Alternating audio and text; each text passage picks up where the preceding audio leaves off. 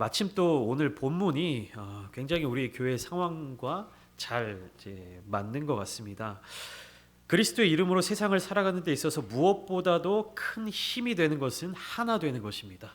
나 홀로 서 있는 것이 아니라 함께 한다는 것, 그리고 하나 된다는 것. 그렇기 때문에 하나 되지 못하면 겉으로 드러나 보일 때, 세상적으로 드러나 보일 때 성공하는 모습 같아 보이고 굉장히 무엇인가를 이룬 것 같아 보이는 모습이지만 결국에는 실패로 끝날 수밖에 없습니다. 그러나 하나가 된다면 세상적인 기준으로 바라볼 때 실패와 같이 보여지는 모습들도 결국에는 성공으로 결론 지을 수 있게 되는 것입니다. 이것이 그리스도의 몸인 교회가 가지고 있는 신비인 것이에요. 세상적인 기준으로 봤을 때 성공했다, 대단하다 하는 모습이지만 그 안에 하나됨이 없으면 결국 하나님 앞에서 성공하지 못한 실패한 교회로 남을 수밖에 없는 것이고요. 세상적으로 볼 때 저 교회는 너무 연약하고 저 교회는 실패한 것 같고 저 교회는 뭔가 부족해 보이는 것 같지만 하나 되는 역사 가운데 하나님을 기쁘시게 해드리는 교회가 된다면 세상적인 판단, 세상적인 기준과 상관없이 하나님을 기쁘시게 해드리는 교회가 될 수 있는 것입니다. 그렇다면 서로 다른 모습을 가진 우리들이, 서로 다른 모습을 가진 이 사람들이 주님 안에서 하나가 될 수 있는 방법은 무엇일까요? 우리 너무나도 다르잖아요. 근데 이 다른 사람들이 모여서 하나됨을 이룰 수 있는 방법이 있습니다. 그것이 무엇이냐면 기준을 나에게 두는 것, 사람에게 두는 것이 아니라 주님께 두는 것입니다. 그 기준을 예수님께 두는 것이에요. 서로 다른 모습을 가진 사람들이 각각의 생각이나 어떠한 특징들을, 기준들을 서로 맞추고 조율해 나가고 하는 일은 불가능에 가깝습니다. 그리고 그러한 공동체의 구성원들이 늘어나면 늘어날수록 사람을 기준으로 하는 연합은 더 어려워지는 것이에요. 여기 모여있는 우리 성도님들 하나 되고 또 장로의 말씀을 따라 목사가 설교를 하면 잘 함께 섬기고 따르고 믿고 그것을 향해서 나아가죠. 여기서 성도의 숫자가 늘어나고 또 혹은 내가 다른 곳에서 어떤 모임 가운데 인원수가 늘어난다 하면 그 늘어난 인원수만큼 하나 되기는 더 어려워지는 것입니다. 왜 그렇습니까? 모이는 사람의 숫자만큼 기준들이 너무 많은 거예요. 10사람이 모이면 그곳에 10사람의 10가지 기준이 세워지는 것입니다. 그러니까 하나 될 수가 없는 거예요. 그래서 그리스도의 몸인 교회는요, 그 기준을 주님께 두어야 되는 것입니다. 사람의 생각과 사람의 판단과 사람의 결정에 따라서 옳고 그름을 판정짓는 것이 아니라, 결정짓는 것이 아니라 기준을 누구에게 둔다고요? 그리스도에게, 머리 되신 예수님께 그 기준을 두어야 한다는 것입니다. 지난 시간 함께 나누었던 것처럼 우리가 하나 되는 방법과 기준은 오직 예수 그리스도가 되어야 합니다. 그리스도를 닮아 겸손하고, 그리스도를 닮아 온유하고, 그리고 오래 참음으로 사랑 가운데 서로 용납하고 성령이 하나 되게 하신 것을 힘써 지켜야 합니다.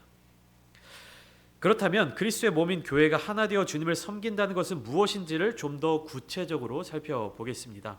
먼저 우리는 모두에게 각자 다른 은사를 주셨다는 사실을 알아야 합니다. 이것이 중요합니다. 그러니까 다른 것을 다름으로 받아들여야 하는 것이지 다른 것을 틀린 것으로 받아들이면 안 되는 것이에요. 나와 당신은 다릅니다. 서로 다릅니다라는 것을 알아야 되는 거예요. 내가 이런 모습을 가지고 있고 당신이 이런 모습을 가지고 있다. 서로 다르다는 걸 알아야지 이것이 내가 옳고 너가 틀렸다, 누가 틀렸다, 이렇게 받아들이게 되면 안 된다는 것입니다. 나에게 있는 은사, 나에게 있는 마음, 나에게 있는 열정이 있을 것이고요. 또 어떤 저 형제에게 있는 은사, 혹은 저 자매에게 있는 마음, 저 청년에게 있는 열정이 다 다를 수 있습니다. 근데 이 다른 것을 틀리다라고 받아들이게 되면 거기에서 어려움이 생기게 되는 것입니다. 남자와 여자가 서로 만나서 사랑해서 결혼해서 한 가정을 이루죠. 취미나 성격이 비슷하고 같아서가 아니라 서로 사랑해서 결혼을 하는 것입니다. 근데 가족이라는 이 틀 안에서만 봐도 남편이 다르고 아내가 너무나도 다릅니다. 성격도 생각도 많이 다르죠. 심리학적인 용어 중에 이런 용어가 있습니다. 유사성과 상보성이라는 단어입니다. 그러니까 상대방을 두고 호감을 느끼는 원인에 대한 이유인데요. 유사성은 무엇입니까? 비슷하기 때문에 호감을 느낀다. 그리고 상보성은 무엇입니까? 다르기 때문에 호감을 느낀다. 각각의 연구된 결과들이 나와 있어요. 비슷하기 때문에 뭐 매력을 느끼는 것, 혹은 내가 가지지 못하는 것에 대해서 가졌기 때문에 매력을 느낀다. 여러분들은 비슷한 거, 유사성과 상보성, 서로 다른 것 중에 어떤 것이 더 큰 매력을, 어떤 것에 더 큰 매력을 느끼게 될 것 같습니까? 예, 연애하거나 이렇게 할 때는 서로 다른 것에 굉장히 큰 매력을 느낀다고 합니다. 내가 갖지 못한 것, 내가 없는 것에 대해서, 혹은 이제 나랑 잘 맞지 않는 부분에 대해서 굉장한 매력을 느낀대요. 한 가지 예를 들어보면 굉장히 내성적이고 뭐 혹은 이제 혼자 있는 것을 즐기고 다른 사람들과 적극적으로 뭐 이런 것을 잘 즐기지 못하는 자매가 있는데 어떤 형제를 만났습니다. 이 형제는 굉장히 다른 사람들과 대화도 잘하고요, 많은 모임에도 나가고 주도적인 그러한 역할들을 감당하는 모습을 보고 리더십이 있고 적극성이 있고 굉장히 활발한 것을 매력적으로 느꼈어요. 내가 갖지 못한 것에 대한 매력을 느끼게 된 것입니다. 두 사람이 결혼을 했습니다. 어떤 일이 발생하게 됩니까? 결혼 전에는 굉장히 적극적이고 사교성이 있고 매력적으로 느낀 것이 결혼하고 나면 또 집에 안 들어오고, 또 지금 어디 가서 뭐 하고 있는 거야? 주말에 가족들이랑 보내야지 어디 가서 뭐 하고 있는 거야? 이렇게 돼버리는 겁니다. 같이 살지 않을 때는 내가 갖지 않은 것, 저런 매력이 있네, 저런 능력이 있네 싶었던 것이 함께 살아가면서 무엇으로 바뀌는 겁니까? 저거 집안에도 안 들어오고 집에도 안 들어오고 이렇게 돼버리는 겁니다. 그러니까 매력을 느끼는 것이 결국에는 함께 한다는 것과 연결되기란 쉽지가 않아요. 오래 가고 함께 하고 할 때에는 오히려 어떤 것을 더 매력으로 느끼게 됩니까? 비슷한 것을 매력으로 느끼게 된다는 것입니다. 그러니까 이게 연애와 결혼은 다르다라는 말이 이런 부분에서 있는 거예요. 나와 이제 연애만 하고 결혼 이렇게 각각의 자리에서 살아가게 되면 그것이 굉장히 매력적으로 느끼게 되고 호감으로 느끼게 되는 것이지만, 함께 살아갈 때에는 그것이 역전될 수 있다. 결혼 전에는 매력으로 느껴진 것이 결혼 후에는 왼수 같은 행동으로 바뀔 수도 있다라는 사실이죠. 마귀는 어디에서부터 역사합니까? 마귀가 역사하는 것은 다양한 수단과 방법이 있지만 우리를 서로 비교하게 하는 데부터 역사를 합니다. 그러니까 나와 다른 사람을 비교하는 데서부터 역사를 해요. 비교하면 어떤 결과가 나옵니까? 잘났다, 못났다, 옳다, 그르다라는 결론을 내리게 됩니다.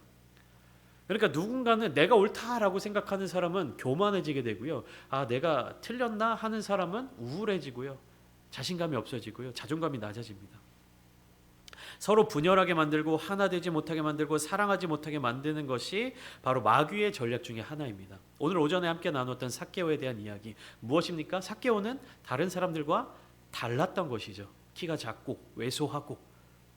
그런데 사람들이 그것을 어떻게 받아들입니까? 너는 죄인이야, 틀렸어 라고 받아들이게 되면 하나 되지 못하고 분열이 생기게 되고, 그러니까 하나님의 창조 질서를 교묘하게 뒤틀어버리는 이 사탄의 계략이 적중하게 되는 것입니다.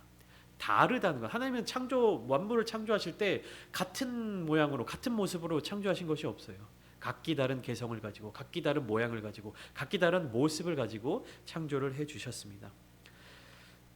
그러니까 다르다는 것은 사실 축복입니다. 다르기 때문에 균형을 잡을 수 있는 것이고, 다르기 때문에 그 가운데 아름다움을 느낄 수 있는 것입니다.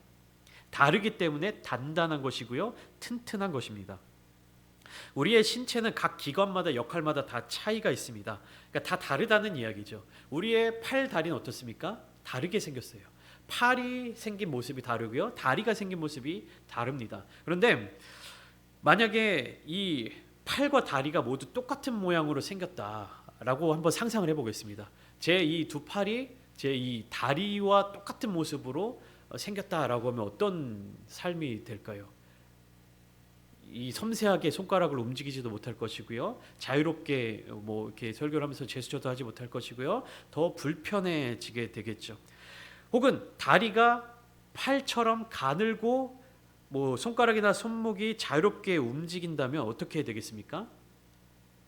이 몸 전체를 지탱하면서 균형을 잘 잡을 수 있겠습니까? 그렇게 할 수가 없는 것이죠.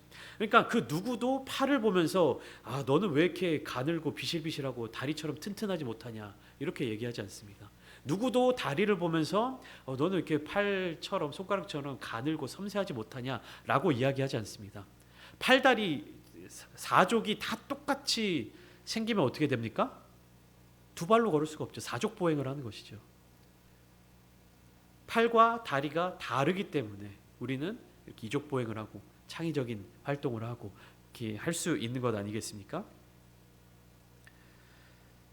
다르다는 것은 결코 틀린 것이 아닙니다. 다르기 때문에 함께 할 수 있는 것입니다. 7절 말씀을 보시면 우리 각 사람에게 그리스도의 선물의 분량대로 은혜를 주셨나니 라고 말씀이 시작되고 있습니다. 그리스도의 선물, 선물이란 무엇입니까? 값없이 받은 것이죠. 그 분량대로 은혜를 우리는 받았습니다. 은사를 받았습니다. 그렇기 때문에 이 값없이 받은 것이기 때문에 판단하거나 비교하거나 점수를 매길 수가 없습니다. 내가 값없이 받았는데 이것에 대해서 나는 무엇을 받았네, 너는 무엇을 받았네, 네가 받은 것이 내가 받은 것보다 좋네 나쁘네, 이렇게 판단을 할 수가 없는 것이죠. 그렇기 때문에 우리는 그 은혜대로, 은혜를 받은 사람으로서, 은사를 받은 사람으로서 살아가는 것이기 때문에 세 가지 태도를 주의해야 합니다. 첫 번째 무엇입니까? 다른 사람을 비난하거나 경멸해서는 안 됩니다. 아까 말씀드렸죠. 다르다는 것은 옳고 그름의 판단의 영역에 귀속되면 안 됩니다. 맞고 틀림의 문제가 아닙니다. 다름의 영역입니다. 그렇기 때문에 다른 사람들을 비난하거나 경멸해서는 안 됩니다. 그 존재 자체로 다르다는 것을 틀린 것으로 적용해서는 안 된다는 것이죠. 그리고 두 번째 무엇입니까? 나 자신을 돌아보면서 남이 가진 것을 내가 갖지 못했다고 부러워하거나 혹은 내 자신을 비하해서도 안 됩니다. 하나님께서 나에게 주신 은사가 다른 것일 뿐이지 부족하다거나 틀리거나 뭐 하자가 있거나 나쁘거나 한 것이 아니기 때문에 남의 것을 부러워할 필요가 없습니다. 그러니까 다른 사람들을 대상으로는 그 사람들을 비난하고 깎아내릴 필요가 없고요. 나 자신을 돌아봤을 때 교만해서도 안 되겠지만 나 자신을 이렇게 하면서 다른 사람들을 부러워할 필요가 없다는 것입니다. 그래서 이 모든 것이 결국에 무엇으로 모아져야 하냐면 하나님이 주신 것에 감사하고 그리고 그것을 통하여서 하나님께 영광을 돌리는 삶을 살아야 된다는 것입니다. 다른 사람들을 판단해서도 안 되고 부러워해서도 안 되고 결국에 무엇입니까? 하나님께 영광을 돌리는 삶을 사는 것에 집중해야 되는 것이에요. 내가 그것을 가지지 못해서 저 사람은 저걸 가졌는데 이런 것이 아니라 저 사람은 저 사람에게 주어진 하나님의 은사가 있는 것이고 나에게는 나에게 주신 하나님의 은사가 있는 것이고 이것을 통해서 함께 하나님께 영광을 돌리는 공동체를 이루어 가야 한다는 것이죠. 모든 사람이 다 그 은사만 가지고 있으면 아름답겠습니까? 모든 사람이 다 말씀을 전하는 은사를 가지고 있고 그런 역할을 감당하고 있으면 그 교회가 정말로 바르게 설 수 있을까요? 아니죠. 역할이 있는 것이고 은사가 있는 것이고 하나님이 주신 사명이 있는 것입니다. 이 선물을 주신 분이 바로 예수 그리스도이십니다. 8절부터 9절까지 말씀은 이렇게 기록되어 있습니다. 그러므로 이르기를 그가 위로 올라가실 때 사로잡혔던 자들을 사로잡으시고 사람들에게 선물을 주셨다 하였도다. 올라가셨다 하였은즉 땅 아래 낮은 곳으로 내리셨던 것이 아니면 무엇이냐. 그 선물을 주신 예수님이 그 선물을 주신 예수님이 어떤 분이셨냐. 하나님이셨지만 하나님의 아들이셨지만 땅 아래까지 내려오셔서 그 죄를 감당하시고 다시 하늘로 올라가셔서 또 성령을 선물로 주시고 하신 분이시다. 이어서 에베소서 4장 10절을 보시면 내리셨던 그가 곧 모든 하늘 위에 오르신 자니 이는 만물을 충만하게 하려 하심이라. 만물을 충만하게 하시는 것이 바로 주님의 뜻인 것입니다. 그래서 교회 안에 예수님께서 사람들을 세우셨어요. 11절 말씀 함께 읽어보실까요? 시작. 그가 어떤 사람은 사도로, 어떤 사람은 선지자로, 어떤 사람은 복음 전하는 자로, 어떤 사람은 목사와 교사로 삼으셨으니. 주님께서 이렇게 각각의 은사들을 통하여서 세우셨습니다. 교회가 하나님의 온전한 역사를 잘 감당하게 하시려고 하나님은 사도들을 세우셨고요. 또 선지자들을 세우셨으며 목사와 교사를 세우셨습니다. 이것은 아주 중요한 사실입니다. 여기서 사도란 12제자를 당시에 예수님 당시에 12제자를 가리키며 또 그 당시에 사도로 부름을 받은 사람들을 의미합니다. 선지자는 간단하게 얘기하면 교회에서 덕을 세우고 말씀을 가르치고 예언했던 사람들입니다. 복음을 전하는 자들은 오늘날의 전도자들, 선교사들을 의미할 수 있겠죠. 그리고 목사와 교사는 교회 안에서 말씀을 가르치고 또 목회하고 사람들을 섬기는, 돌보는 역할을 하는 사람들을 의미합니다. 왜 이런 사람들이 각각 다 필요할까요? 그 목적이 다음 성경 말씀에 기록되어 있습니다. 에베소서 4장 12절 말씀도 우리 함께 한 목소리로 읽어보겠습니다. 시작. 이는 성도를 온전하게 하여 봉사의 일을 하게 하며 그리스도의 몸을 세우려 하심이라. 하나님은 교회에 사도와 선지자와 복음 전하는 자와 목사와 교사라는 직분을 주셨습니다. 이런 직분들을 통해 성도들은 온전하게 되는 것이고 또 봉사할 수 있으며 궁극적으로 그리스도의 몸인 교회를 온전히 세울 수 있게 되는 것입니다. 이런 일들은 우리에게 거저 주어지는 것이 아니라 훈련을 통하여서 우리가 완성해 가야 되는 것이에요. 은혜와 은사는 우리에게 주어진 선물이고요. 그 은사에 따라서 우리는 직분을 감당하는 것입니다. 그러나 직분을 감당하는 이후의 신앙생활은 우리에게 책임과 의무가 주어집니다. 우리는 그 능력을 따라서 이 책임을 맡게 되는 것이에요. 그래서 우리가 감당해야 되는 실제적인 책임 중에 첫 번째는 무엇이냐면 성도를 온전하게 하는 것입니다. 우리에게 받은 은사, 그 은혜를 통해서 우리는 온전하게 되어야 하는 것입니다. 온전해진다는 것은 그 기능이 단단하게 세워지고 잘 작동되는 것을 의미합니다. 성도는 그리스도를 따르는 자들이죠. 그런데 그러한 성도들의 삶의 터전은 어디에 있습니까? 세상 가운데에 있습니다. 그러한 세상 가운데서 흔들리지 않고 말씀에 굳게 서서 하나님 나라의 의를 이룰 수 있는 것이 온전하게 되는 것입니다. 요즘에는 잘 사용하지 않는 말이지만 예전에는 예배를 보러 간다라는 말을 많이 사용했습니다. 예배 드리러 간다라는 말도 사용했지만 예배 보러 갑니다라는 말을 많이 사용했습니다. 예배를 본다는 것은 어떤 뜻입니까? 일을 본다, 용물을 본다라는 식으로 어떤 일처리에 관한 의미로 사용되는 단어입니다. 혹은 정말로 눈으로 보러 간다, 관람하러 간다라는 의미가 될 수도 있겠죠. 즉 참여하는 것이 아니라 관찰하거나 관람한다는 의미로 사용될 수 있는 것입니다. 그러나 실제적으로 예배는 무엇입니까? 드리는 거예요. 시간을 드리고 마음을 드리고 물질을 드리고 나 자신을 드리는 것입니다. 그렇기 때문에 드리는 사람 가운데에는 반드시 섬김이 있을 수밖에 없습니다. 누가 강요하거나 시켜서 하는 것이 아니라 자신을 드렸기 때문에 섬기게 되는 것입니다.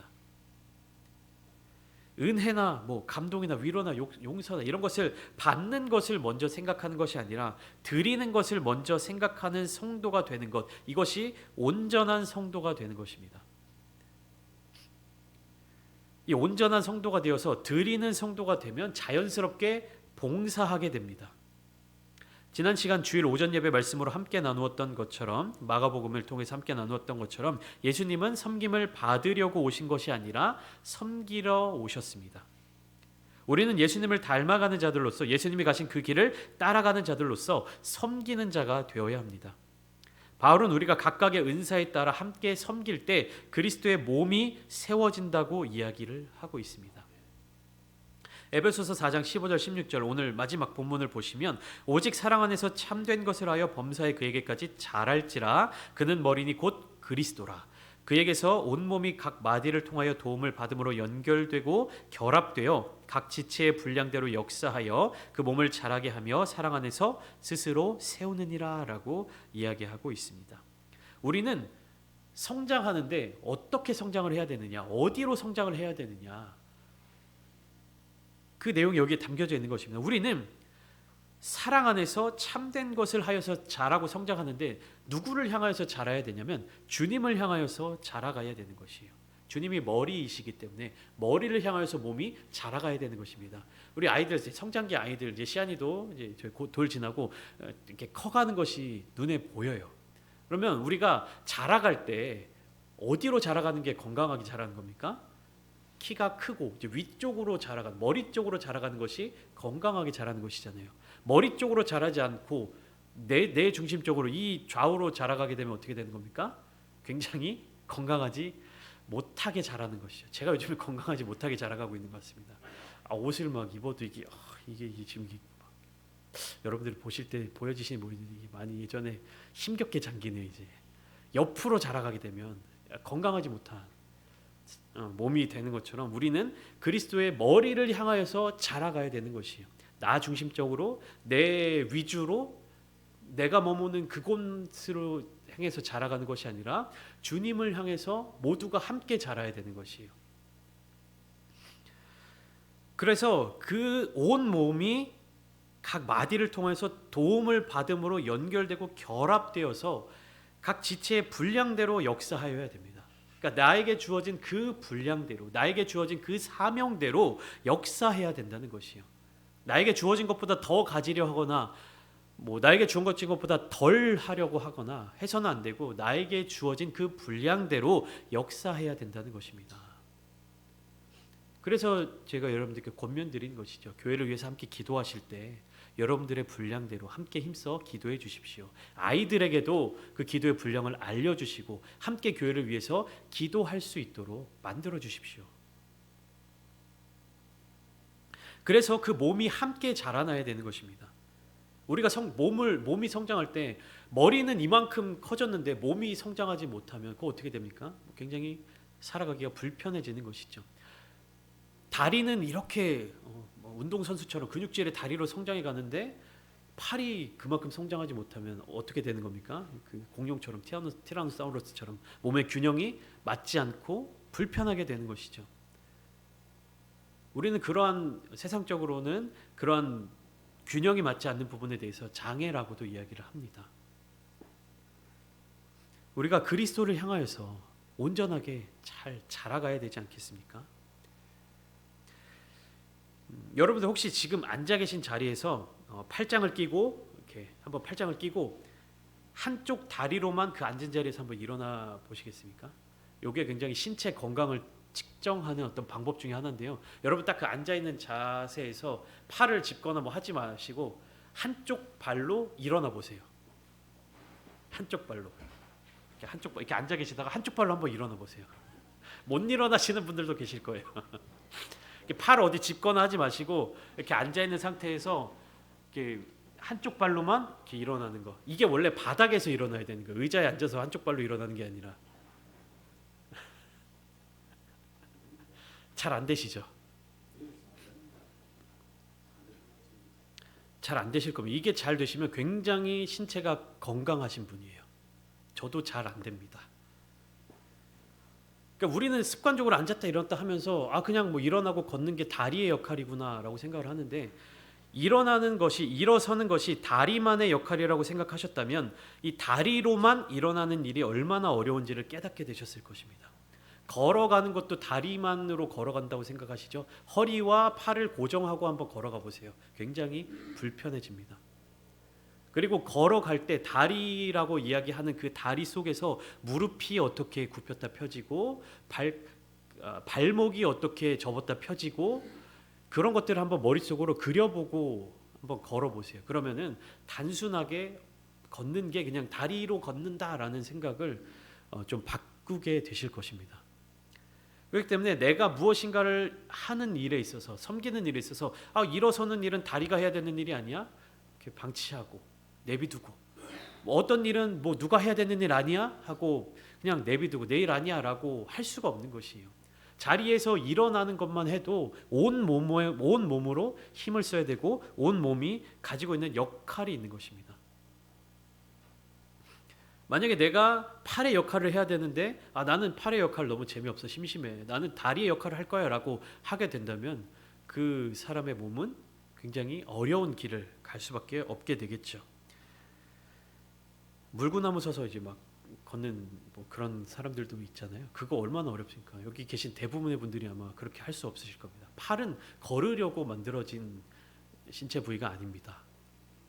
우리도 각자에게 주신 하나님의 역할이 있고 사명이 있습니다. 그 사명이 보잘것없다고 생각하지 마세요. 하나님께서 여러분에게 주신 것입니다. 부탁하신 것이고요. 맡기신 것입니다. 그 일이 아무리 작은 것이라고 느껴질지라도 그 일에 충성하는 자들에게 하나님은 더 큰 것을 맡겨주십니다.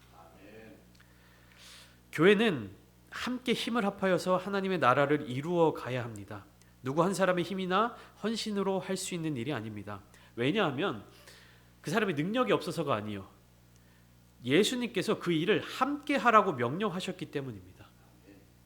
잘하고 못하고를 판단하시지 않으셨어요. 예수님은 함께 하라고 말씀하셨습니다. 이것을 위해서 하나님은 사도와 선지자와 복음 전하는 자와 목사와 교사를 세우셨고 성도들을 훈련해서 봉사하게 함으로써 그리스도의 몸을 세우게 하셨습니다. 제가 뭐 대단한 뛰어난 능력이 있어서 목회자로 하나님이 이곳에 불러주신 것이 아니에요. 그냥 그 역할을 감당하게 하신 것이지.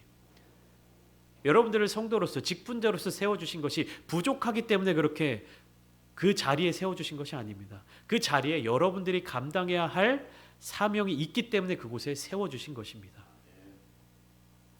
그리스도의 몸, 우리 교회는요, 함께 섬길 때 함께 세워지는 것이에요. 누군가 혼자서 섬길 수 있는 것이 아닙니다. 주님은 함께 하나 되는 교회를 세우셨고 모든 교회가 예수 그리스도를 머리로 삼아 주님의 이름 가운데 하나 되게 하셨습니다. 우리는 그 지체의 분량대로 역사하듯이 예수 그리스도의 명령에 따라서 연결되고 결합되어서 그 몸을 자라게 해야 합니다. 하나님께서 우리 부천창대교회에 주신 뜻이 있고 꿈이 있고 비전이 있습니다. 그러나 우리가 함께 성장하지 못한다면 우리 교회는 주님의 뜻 가운데로 더 많은 사역에 힘쓸 수도 없고요. 더 큰 섬김으로 나아갈 수가 없습니다. 함께 자라나야 합니다. 여러분들의 삶의 자리 가운데 교회에서 맡은 바 그 사명의 자리 가운데 충성함으로 사랑으로 그 사랑 안에서 함께 세워나가기를 소망합니다. 하나님께서는 그 꿈을 저에게 주셨습니다. 함께 세워져가는 교회를 만들라고. 그 꿈이 여러분들에게도 그 마음이 함께 전달되었으면 좋겠습니다. 주님께서 여러분들에게 주신 비전, 주님께서 우리 교회에 주신 그 비전과 꿈을 우리 함께 이루어 나가는 부천 창대교회가 되기를 소망합니다.